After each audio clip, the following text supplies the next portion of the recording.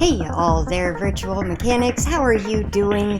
Thanks for clicking, and it's time to arm up because we're about to take on the robot force in Scrap Mechanics warehouses. Many of you may already know the basics, but for those who don't, Scrap Mechanic is a wacky sandbox for constructing almost anything you can imagine, then animating it through a variety of inventions into useful contraptions. Or, maybe the not so useful, but you can stretch your imagination in this fairly flexible game, which does include some adversity by way of hostile robots. They exist out in the open to make life difficult, but coalesce at specific sites in the game that are massive warehouses for the area farm produce.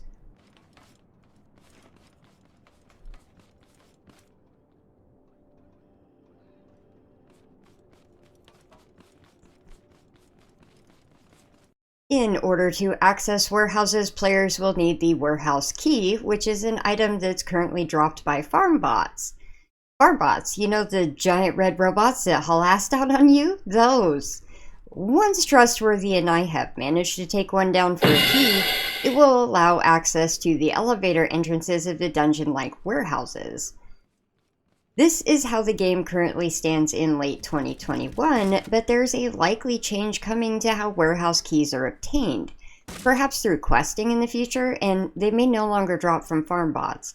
If you happen to catch this video in a future time, you might want to check the wiki to see if things have changed before wasting your time dying to a farm bot. And unless you just like torturing yourself for some reason.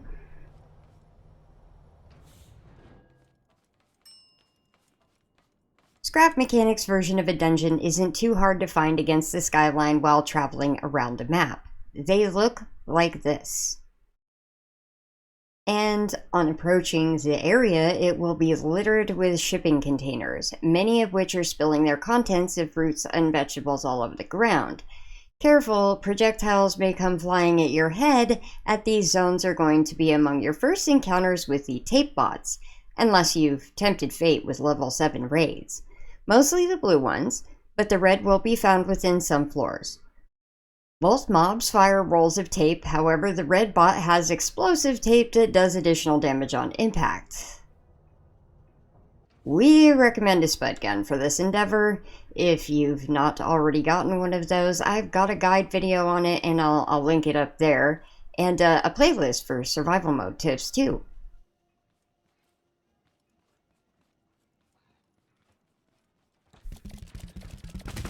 Weapons for stock Scrap Mechanic with no mods include your basic sledge, that won't help much here, and the combination of 3 guns offered in-game. The Spud Gun, French Fry Shotgun, and Spud Gatling, all of which can be obtained through the trader turn-ins.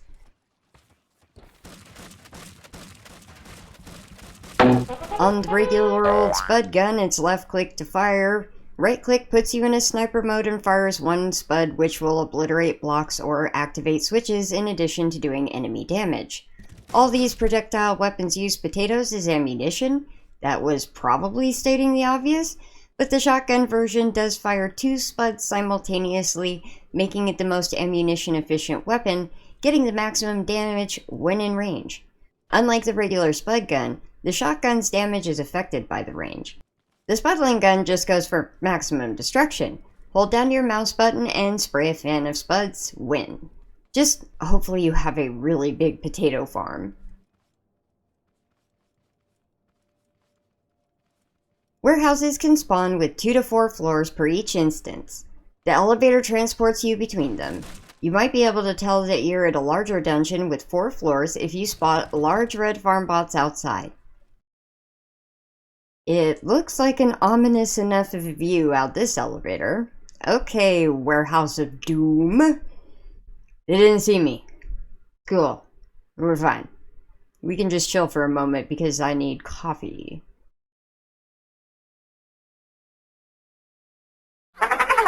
Never mind. Coffee break over. He saw us. Middle management's gonna blow our heads off. Not today. Different layouts have a chance to spawn. Most of what you'll see are utility rooms that connect elevators, at least 2 per dungeon. Caution ducking around the corners. Sometimes you can attract a crowd of tape bots that could turn into an overwhelming mess. It helps to bring along plenty of food as part of your strategy. The cookbot foods are compact with full restoration to help out with the damage from the tape bots landing a few on you. Other locations include the second most common storage hallways that may connect areas together and are always immediately labeled, but usually have rows of boxes. Some rooms will have an abundance of ground to clear, with platforms going several stories or ramps that lead to yet more rooms. The ventilation systems aren't even off balance, but I feel like a giant claustrophobic mousetrap in here. The barrier tape that divides the rooms can be brought down by sledge or firing a spud at it. Look out if you see movement on the other side though, because there just might be a tape bot ready to camp you.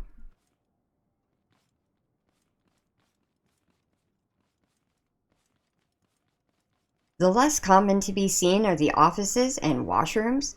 Offices are packed with tape bots and oodles of loot with 3 distinct areas of their own: corridors, office areas, and the executive rooms.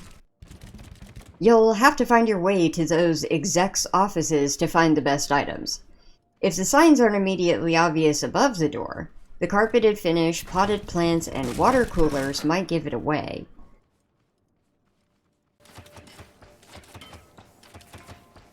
I decided to finally stop and get in that coffee break.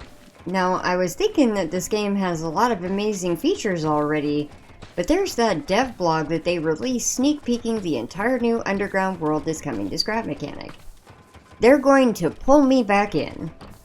I've been playing this publisher's other collaborative game with Redbeat called Raft. I caught about 10 seconds of the trailer with these Scrap Mechanic-like inventions such as engines, battery chargers, and water purifiers. Totally sold, and not regretting it. Raft is a brilliant game, and the storylines got me hooked. I haven't done a ton of lore analysis with social science, but Raft is filled with themes too good not to point out in them. It's still Scrap Mechanic that kind of steered me in that direction in the first place, so I'll always be back to tinker, and back to dismantling robots. In which the last place we will find them is in the bathrooms, where they can pop up adjoined to any room types, along with the possibility of 0 to 2 tape bots. But there's not a ton going on in there. These offices and bathrooms can also spawn as an under construction version, where the walls and floors are torn apart, but otherwise it has approximately the same spawns and loot.